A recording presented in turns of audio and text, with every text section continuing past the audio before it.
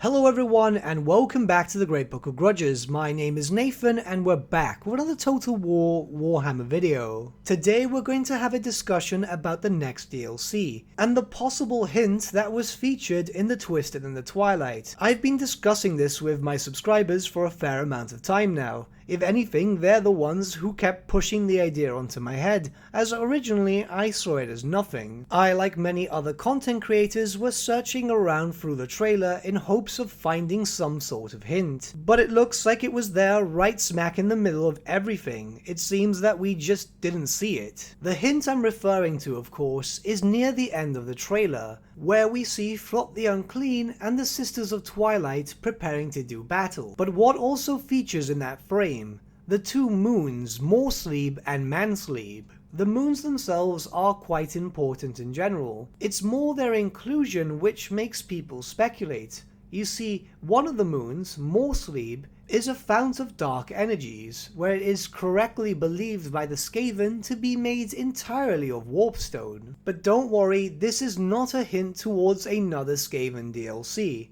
Morsleep itself has a bit of significance with other factions, more specifically to those of Chaos or those of Undeath. So if this is indeed a hint, then it's more than likely that Creative Assembly are hinting towards the introduction of a DLC focused around either the Beastmen or the Vampire Counts, both of which have their own reasoning to follow the Chaos Moon. First, let's discuss Morsleep's significance to the Beastmen. The Beastmen view Morsleep as a messenger from the Dark Gods, where the Bray Shamans of various tribes will conduct their rituals under the light of this Chaos Moon. Morsleep already features heavily in Total War Warhammer when playing as the Beastmen, where your special faction bonuses will come into effect depending on Morsleep's actual presence. This is the usual event which pops up when you play as the Beastmen, that which will allow you to pick different bonuses and negatives for a certain amount of turns. While it might not seem like much, that indeed does have a lot of lore significance towards the goats. They are the children of Chaos by all means, but they are the forgotten children at that. So the moon itself is essentially their strongest connection to the Dark Gods. So why a Beastmen DLC?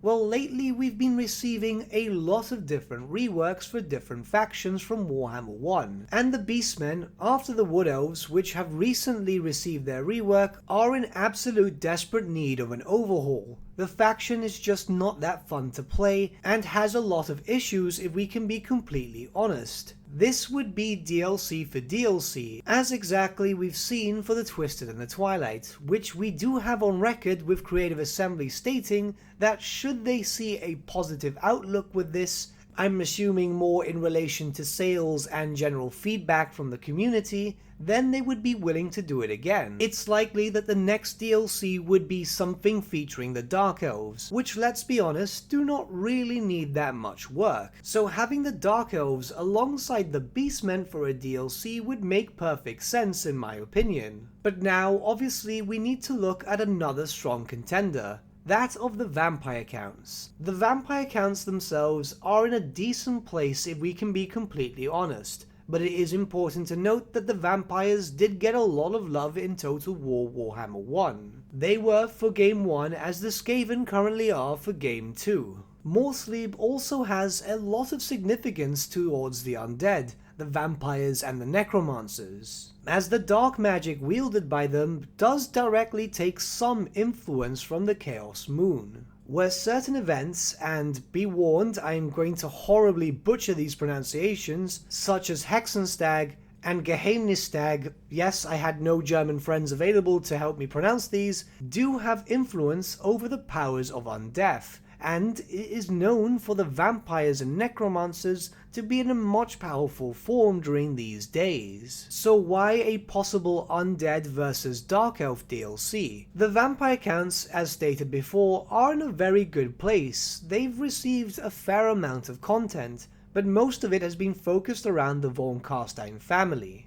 There are not only many other bloodlines, but also many other necromantic cults, big name characters which have yet to be featured and will expect in the near future, I'm assuming. They are also a faction which does not currently fit into the Eye of the Vortex campaign, and we are aware that Creative Assembly are trying to fit as many of them as possible into that campaign. I'm of course talking about playable factions and not NPC ones, of course. It also is very important to note that it seems through the past DLCs, very much around 2 or 3 of them, we've been seeing the implementation in the Mortal Empires of new Vampire Count factions. Neferata's Silver Pinnacle has recently been added in the Twisted and the Twilight, and the Kingdom of the Strigoi itself was added in during the life cycle of the Warden and the Paunch. And while yes, many races have been receiving more and more minor non-playable factions, these seem to be very big ones for the vampire counts themselves. Undeath in general has always been a big feature in Warhammer Fantasy, so it makes sense for them to capitalize on that. There's a lot of lore and a huge amount of possible characters. We've already had a strong sense of undeath in the life cycle of Warhammer 2, mostly because of the implementation of both the Tomb Kings and the Vampire Coast. So why not have a Vampire Counts faction also join the fray? Of course, this speculation itself is based around if the inclusion of Morsleep and Mansleep actually means something in the form of a hint for the next DLC. Generally, Creative Assembly do leave hints here and there. However, as far as I'm aware, nobody's figured out the hint that was for the Twisted and the Twilight, so yeah, maybe they don't have anything anyway. But this is the reasoning I'm going for, and I will have videos being released in the future for possible scenarios between Undead versus Dark Elves or Beastmen versus Dark Elves. What do you guys think about this? Do you think it's a hint, or am I looking too much into it? Let me know your thoughts in the comments below, and let's start a bit of a discussion. But with that, my friends, we've come to the end of our video. Thank you so much for watching. If you did enjoy the video, might I suggest giving the video a like, or even subscribing to the channel, as it really does help us out.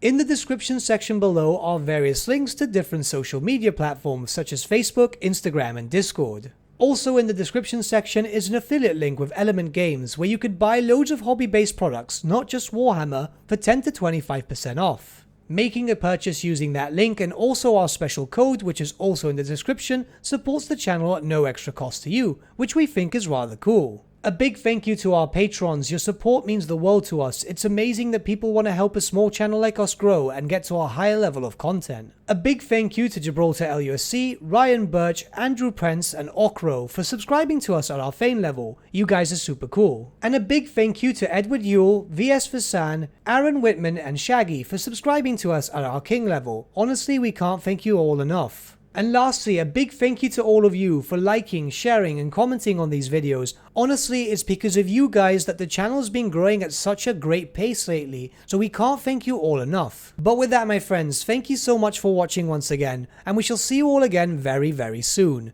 Have a good day.